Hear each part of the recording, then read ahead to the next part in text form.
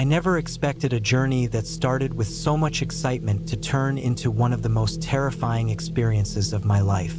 My name is Sam, and I'm here to share how my best friend, Mike, and I encountered horror while hitchhiking across the country. Mike and I had recently finished college and thought we deserved an adventure before we settled into the responsibilities of adult life. We planned a hitchhiking trip along the famous Route 66, starting in St. Louis and heading west to Los Angeles. I know you might think hitchhiking wasn't the smartest choice, and I agree now, but back then we felt prepared and knew others who had done it successfully. We were excited about meeting new people, hearing their stories, and seeing the stunning landscapes across the states. The first few days were amazing. We met kind truck drivers, families on road trips, and even a group of motorcyclists who let us ride with them for a while and shared their travel stories. We posted updates online, and our family and friends were eager to follow our journey. Then, one evening in Arizona, we struggled to catch a ride. The sun was setting, and the road seemed emptier than ever. Finally, after nearly an hour, an old car pulled up. The driver was a middle-aged man who introduced himself as Dave. "Where are you heading?" he asked, smiling in a way that felt off but harmless. "Anywhere west would help," Mike answered, to which Dave replied, "Hop in. I'll take you as far as I can." Relieved, we climbed into the car. At first, Dave seemed normal, asking about our trip and where we were from. But after a while, the conversation grew darker. Dave began talking about the dangers of the road and mentioned some people who had disappeared in the area. Folks who were last seen hitchhiking, never to be found.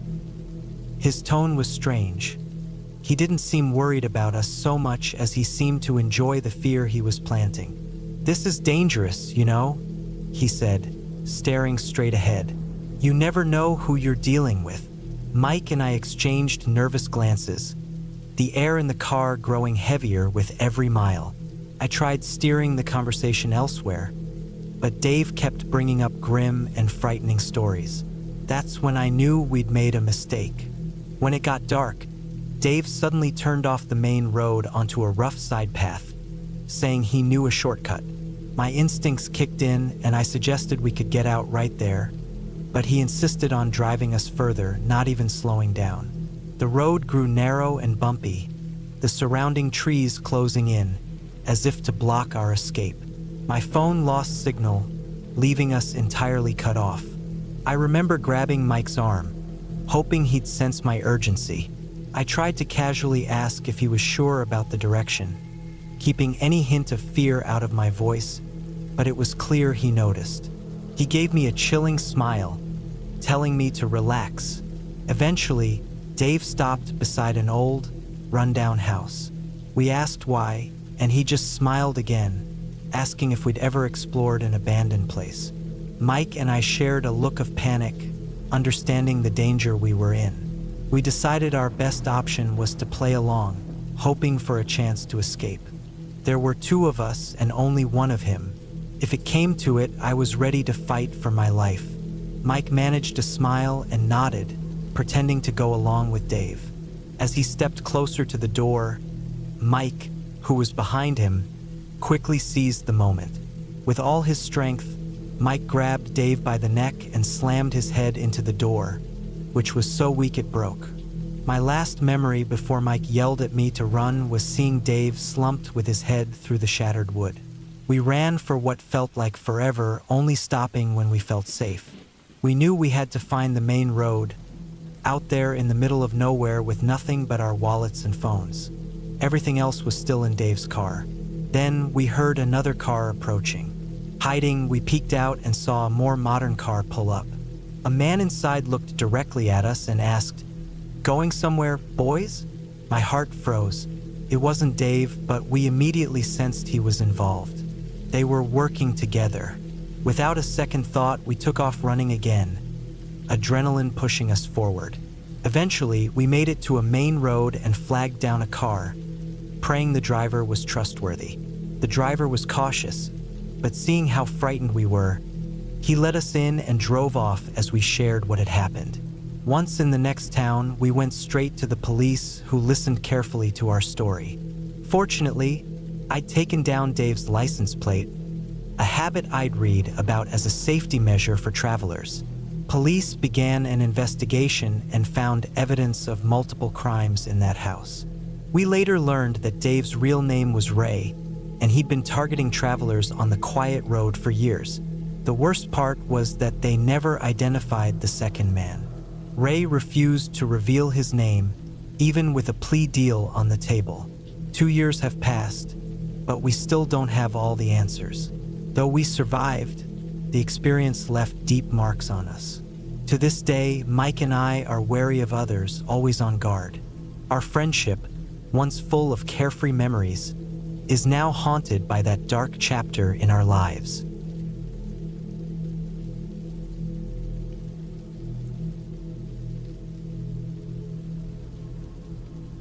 It was a stiflingly hot night, and I was driving back home after a long job in a nearby town.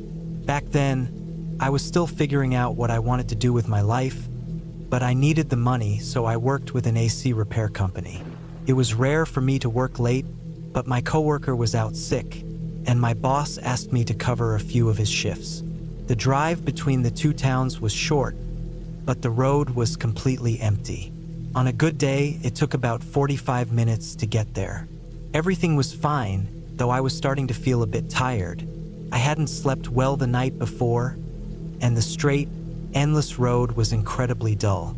I decided to pull over for a quick break, thinking a short walk might help me wake up before getting back on the road. The problem was, when I got back in, the car wouldn't start. I called the tow service over and over, but all I got was an answering machine, which made me more frustrated with each call. Maybe half an hour later, I saw a truck approaching. I hadn't signaled for it, but it slowed down and stopped a little ahead of me. A man who looked about 40 got out and asked if I was all right. My first impression of him wasn't good. I couldn't explain it, it only lasted a second, but something felt off.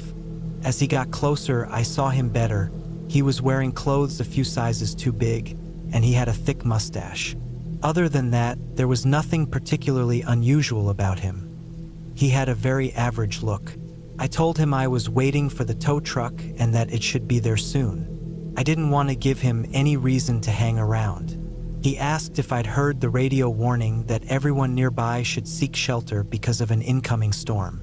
This was odd, since warnings like that are hardly ever last minute. Though the area often had unstable summer weather, nothing suggested a storm was on its way. Still, I gave him the benefit of the doubt. I tried calling the tow truck again, but with no luck, and now I was genuinely annoyed.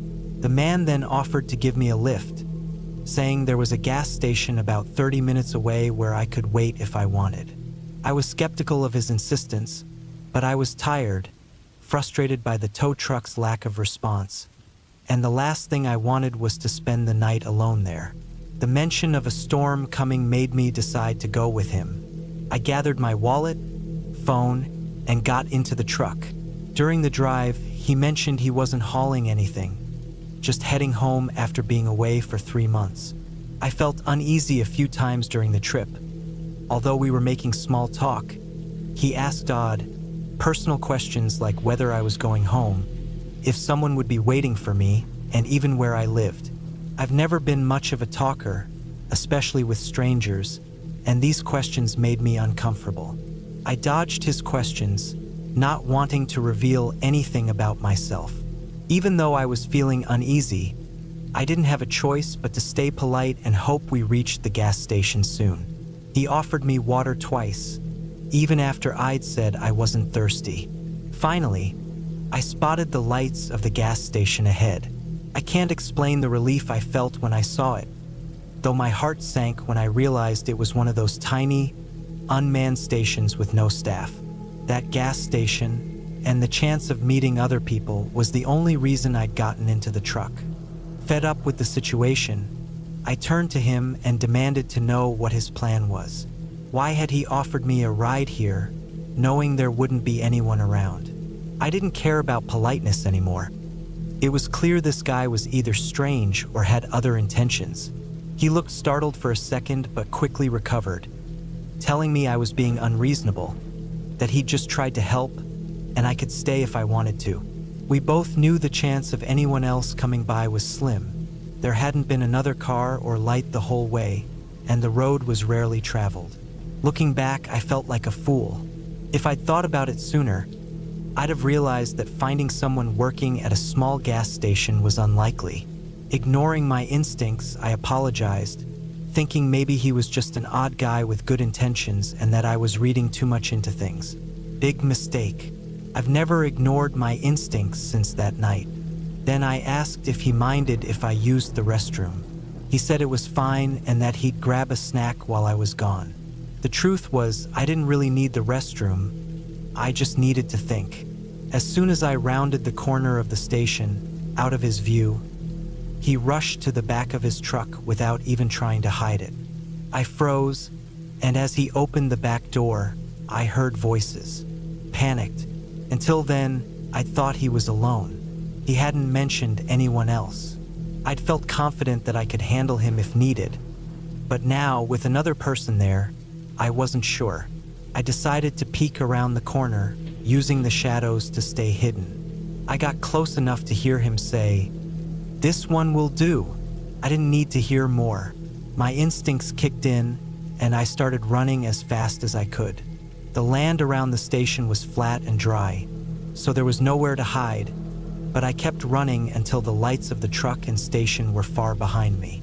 I think I ran at full speed for 15 minutes, then finally ducked behind some big rocks. I spent the night there, wide awake, thinking about what might have happened to me. I don't know what they had in mind, but it was nothing good. So, if there's one thing to learn from this, it's to always trust your gut. Even if you end up being wrong, it's better to be safe.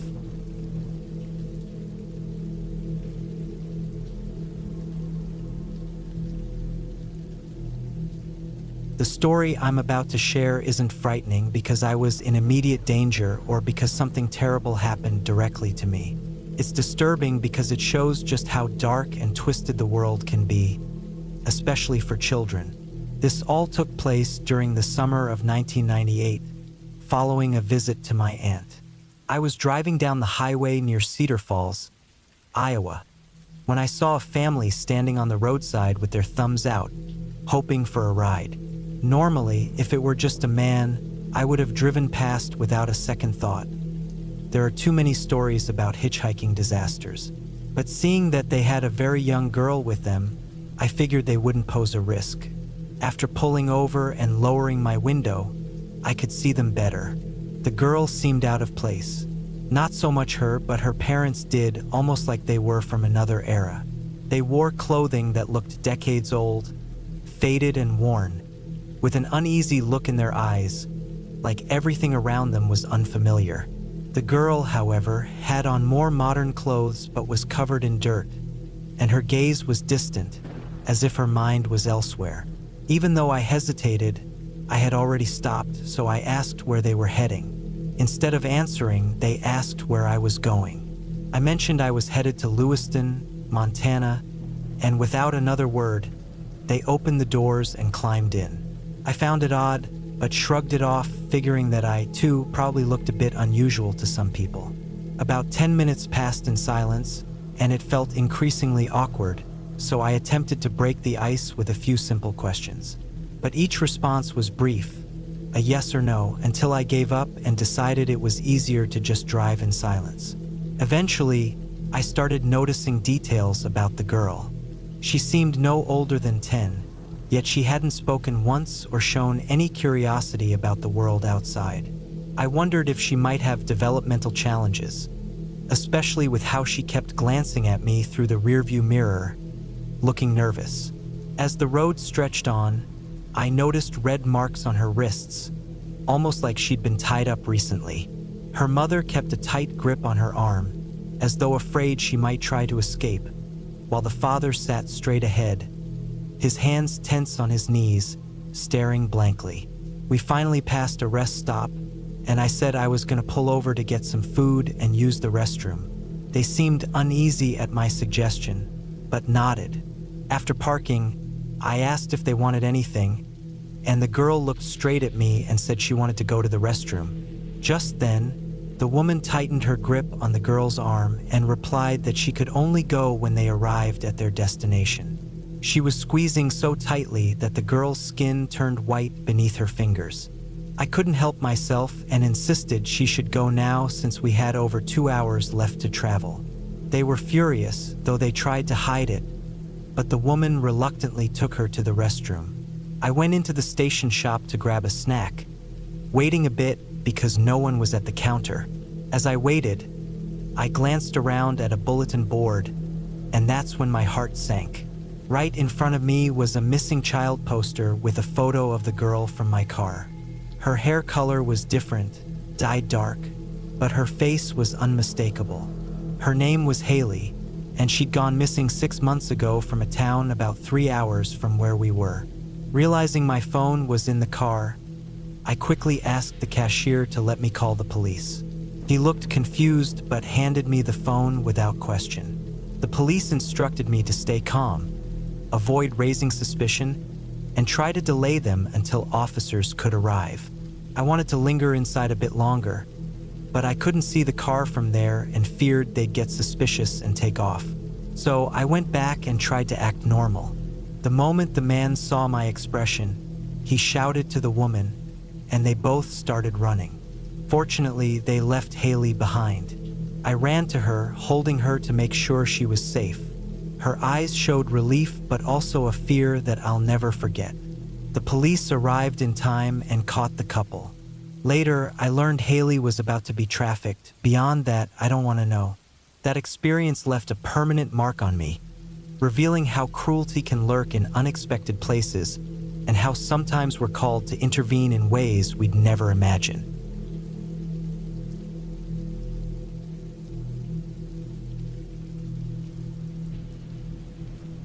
In the early 1970s, young women began disappearing around the San Mateo County area. Each woman between high school and college age was thought to be hitchhiking when they vanished. Eventually, as the women's bodies were discovered, law enforcement realized they were facing a gruesome reality. A serial killer was at large. The hunt for the murderer reached a horrifying climax when the suspect turned himself in, and the name Edmund Kemper made headlines across the country, shocking the public with his brutal acts. Edmund was born in Burbank, California, on December 18, 1948. His father was a war veteran who had once tested nuclear weapons, and his mother, Clarnell, was an unhappy housewife who often complained about their financial struggles. Her sour attitude left a mark on young Edmund, who grew up with a deep dislike for her. By age 4, Edmund was unusually large for his age, weighing over 30 pounds, and he soon used his size to intimidate other children in disturbing ways. He later claimed that, by age 10, he was experimenting with hurting animals and even once buried a cat alive. When his parents confronted him about his actions, he skillfully lied to escape punishment, finding pleasure in getting away with his cruel behavior. Edmund's mother, Clarnell, strict and cold, was the only one who truly caught on to his troubling tendencies. She would hide her daughter's dolls as Edmund decapitated them or dismembered them in mock games. One such game, which Edmund called the gas chamber game, involved pretending to be tied to a chair, convulsing as if facing execution. His sister would later remember these games, realizing how disturbing they were. When his parents divorced, 9-year-old Edmund was devastated. He longed to live with his father, but instead, his mother gained custody and moved the family to Helena, Montana, where her alcoholism and abusive behavior took a toll on him. By age 14, Edmund was already towering over her at over 6 feet tall. Although he could have overpowered her, his mother's intense personality kept him subdued. She often berated him, telling him he was unlovable and forbidding herself from showing affection, fearing it might soften him.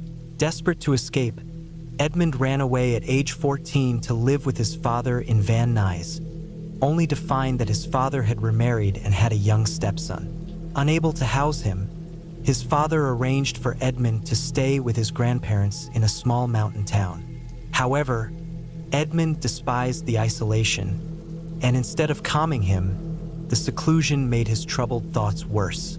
On August 27, 1964, a 15-year-old Edmund argued with his grandmother, Maud, as they sat at the kitchen table. In a sudden outburst, he left the room and returned with a rifle, ignoring her warning not to shoot birds again. He aimed the gun at her and pulled the trigger, relishing her shock. He later mutilated her body, then killed his grandfather to prevent him from discovering Maud's fate.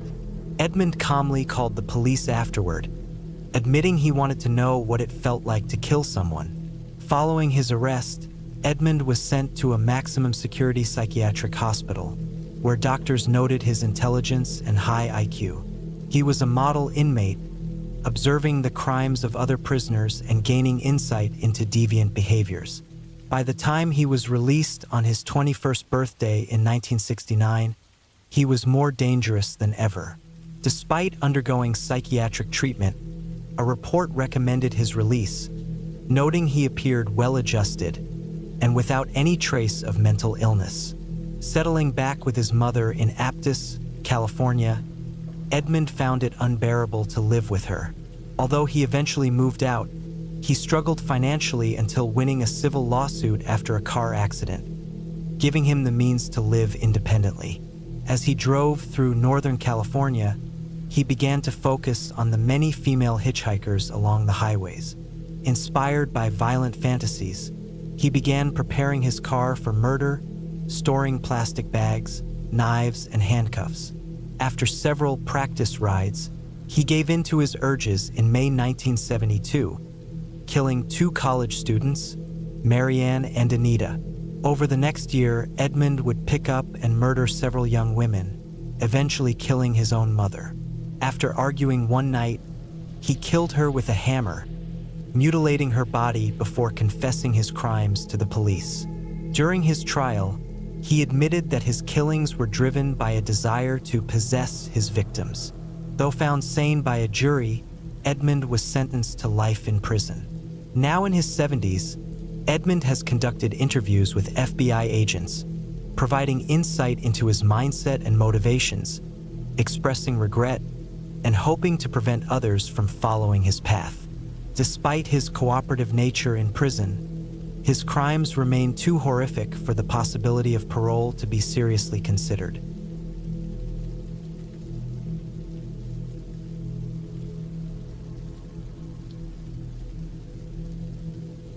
That day felt like any other, though it turned out to be one of the scariest experiences I'd ever have, even if I didn't fully get it at the time.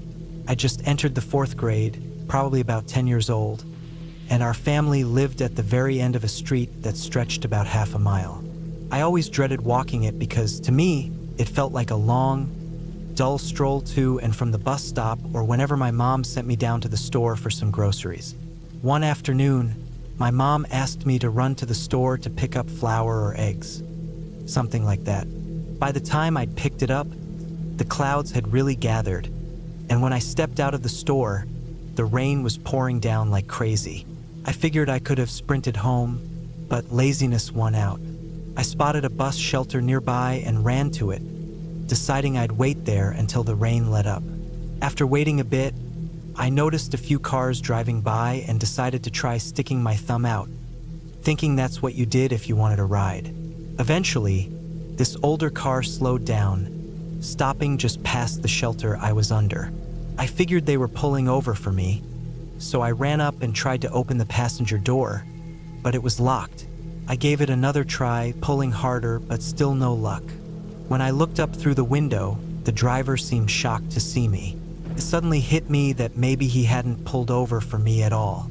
I took a step back, feeling embarrassed, but then he rolled down the window and asked if I needed a ride, unlocking the door. I climbed in and we started down the road. The driver was a middle-aged guy who seemed friendly enough.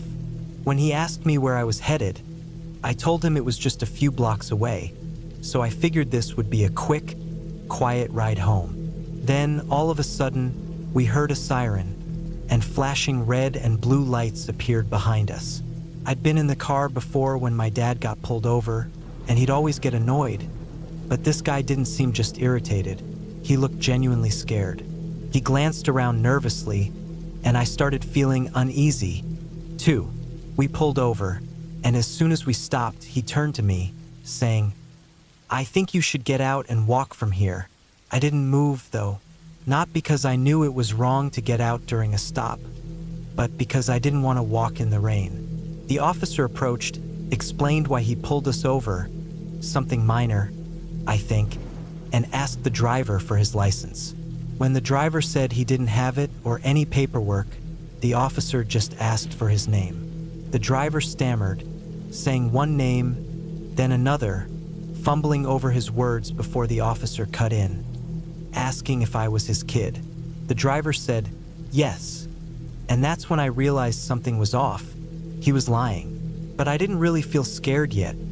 I just didn't want to get out and walk. So I kept quiet, hoping the whole thing would wrap up soon.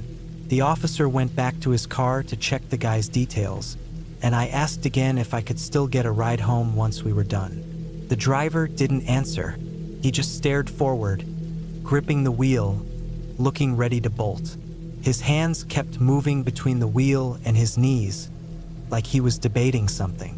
I was getting more nervous by the second, wondering if he might actually try to flee from the police. Before I could say anything, the officer returned, yanked the door open, and ordered the driver out. The driver was shaking as he got out, and the officer grabbed his arm, telling me to stay in the car as he shut the door behind him. I was too shocked and scared to do anything but stay put, waiting for what felt like forever. Eventually, the officer opened the driver's side door, rolled down the window a bit, then leaned in, asking if I knew the man driving. I shook my head, and he nodded, asking my name, address, and why I'd gotten into the car in the first place. I explained I just wanted a ride home to avoid walking in the rain, and he nodded, telling me to sit tight. After what seemed like forever, another officer showed up, and he offered to drive me home. I was more than ready to swap cars, thrilled to be out of that one, even if I didn't fully understand why.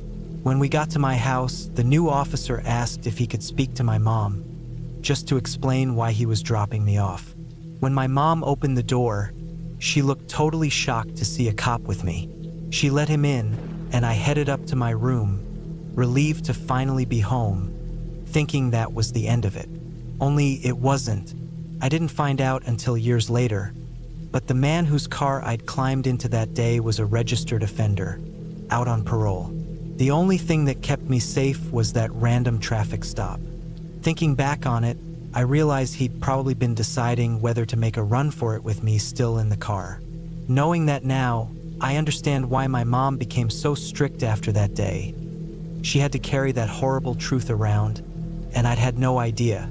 If I ever have kids, I'm giving them the stranger danger talk as early as possible.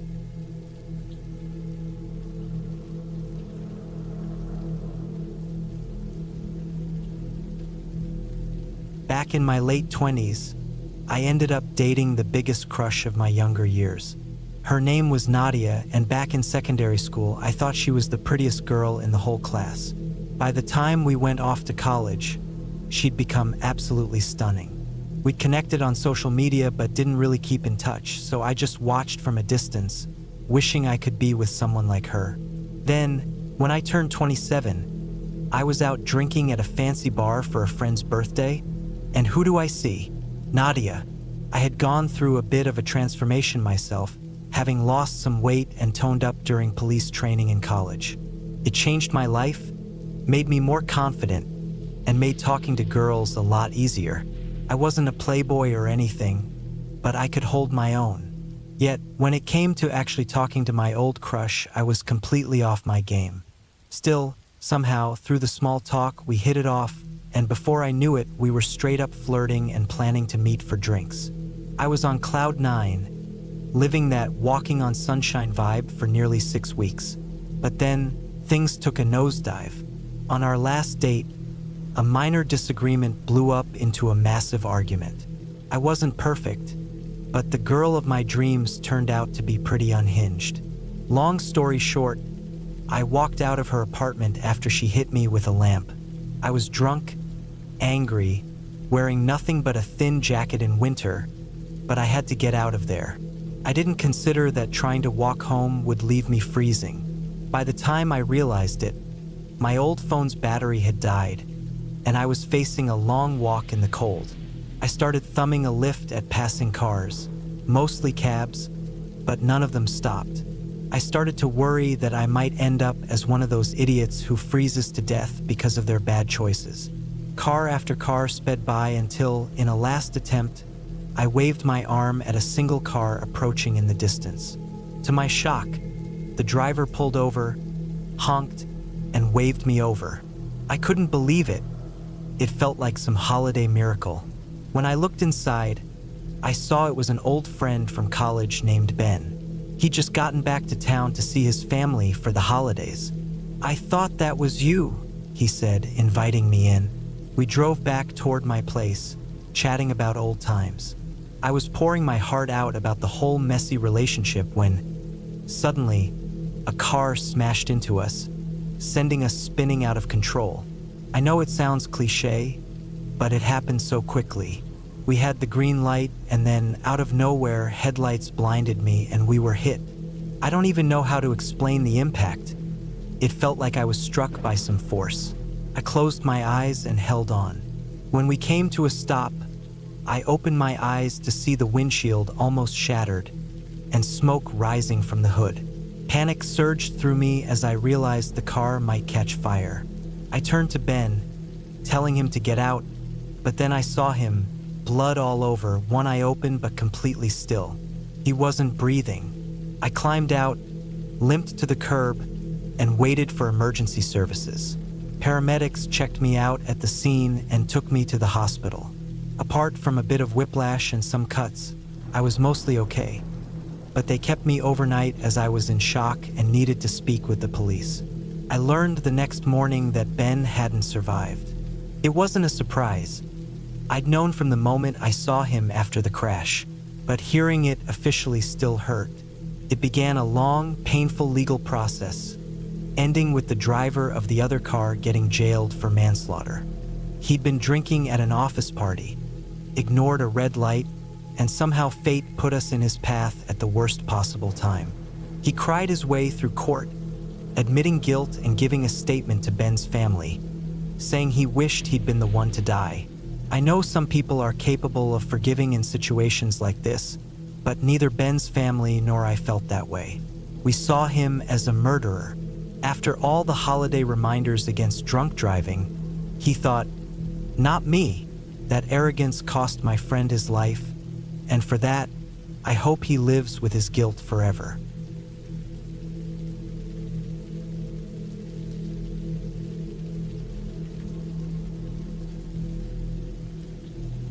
Several years back, I was driving through the remote areas of Wyoming, heading out to visit my mom, when I spotted a man by the roadside. He was sticking his thumb out, clearly looking for a ride, and I noticed he was dressed in military-style cargo pants and a cap with some kind of insignia on it. It looked like it had some military unit info, and although I didn't know much about that, I guessed he might have been a veteran. So I decided to be kind and give him a lift. I passed him, pulled over a bit ahead, and waved for him to hop in. As he got closer, I kept an eye on him in the mirror, watching as he lugged 2 heavy bags up to my car. He tossed them in the back, and I noticed he looked a bit rough and didn't smell the freshest. I thought maybe he was homeless or moving across the country to start over. After he got in, we exchanged some small talk, and I asked if he had served. He responded with a cold, "Nope, never." His replies were short and indifferent, which is when I started to wonder if picking him up had been a good idea. I tried making small talk to break the tension, but nothing was working, so I eventually just focused on driving. After about 10 or 15 minutes, curiosity got the better of me, and I asked about the bags he'd stashed in the back. They were big and he'd had to put in some effort to load them. I casually asked, "What's in the bags, man?" For the first time, he turned and looked me square in the eyes, replying, "None of your business." This response unnerved me, and I started to wonder if he was carrying something he shouldn't be. However, I'm not a small guy, and I felt confident I could hold my own if needed. Rather than drop the subject, I pressed him again, letting him know I was serious about wanting to know what he'd brought into my car. I didn't mind helping someone out, but I also wasn't okay with compromising my own safety. If he got upset, so be it. But once again, he looked me in the eye and repeated, even more firmly, "None of your business." At that point, I hit the brakes, and I noticed he moved his hand toward his belt. He didn't grab anything, but the gesture alone sent my adrenaline spiking. Keeping my cool, I told him he needed to get out or I'd call the police. I said I'd let him go without reporting him if he'd just get out and find another ride. I knew I was offering him a fair deal, but I also realized he might be desperate enough to try something dangerous. He could potentially harm me, toss me out, and take off in my car long before anyone noticed. I watched as his hand hovered near his belt again, and I could tell he was considering his options. Then, as if some instinct kicked in, he decided to leave. He pulled his bags out of my car, and I watched him closely the whole time. I didn't think he was dangerous in the worst way. The bags didn't smell like anything awful. Not that I'd know, but they certainly didn't give off any foul odor. He didn't even seem like a terrible person, but whatever he was involved in, I wanted no part of it. After he slammed the door shut, I floored it and sped away from there. Over the years, I've given plenty of hitchhikers a lift, always doing my best to help out when I can. But this encounter made me realize that picking up strangers isn't always easy conversation and goodwill. It was a wake-up call that changed how I think about stopping for someone by the side of the road.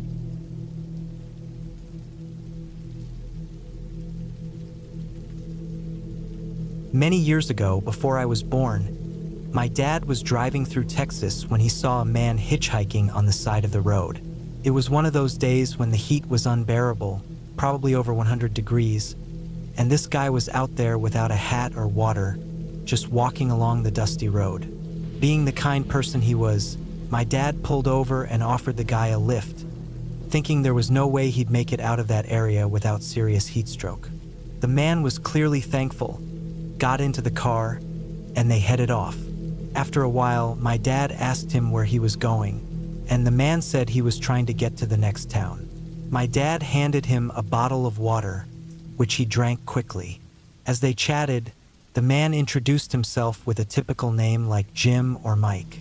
He explained that he was traveling across the state, hoping to reach Mexico to visit his 88-year-old grandma, who was very sick. He was determined to see her, even without any money to get there. My dad thought it was one of the sweetest stories he'd ever heard. This guy, who seemed like a tough character, was driven to reach his grandmother's side. They ended up driving for quite a while together, and my dad checked his old road map to figure out the best place to drop him off so he'd have less distance left to travel. They reached the spot, my dad wished him well, and the guy got out and walked on his way. Not long after, my dad saw police lights flashing in his rearview mirror, so he pulled over. He kept his hands on the wheel as the officer approached. The cop asked to see his license, looked it over, and then asked my dad to step out of the car. The officer then asked if he'd given a lift to a hitchhiker a few miles back, and my dad confirmed he had. The cop showed him a photo, and sure enough, it was the same man my dad had just dropped off. The cop then told him the truth. The man wasn't traveling to see a sick grandmother. He was actually wanted for killing a police officer and was trying to escape. The cop explained that the guy might have harmed my dad or taken him hostage if they'd been stopped by police while he was still in the car. This shook my dad deeply. He was only in his early 20s, young and trusting enough to pick up strangers. That experience changed him, making him much more cautious with people he didn't know. I'm grateful for that lesson because if it hadn't happened, I might not be here today to tell the story. Rest in peace, Dad. Your generous heart is deeply missed.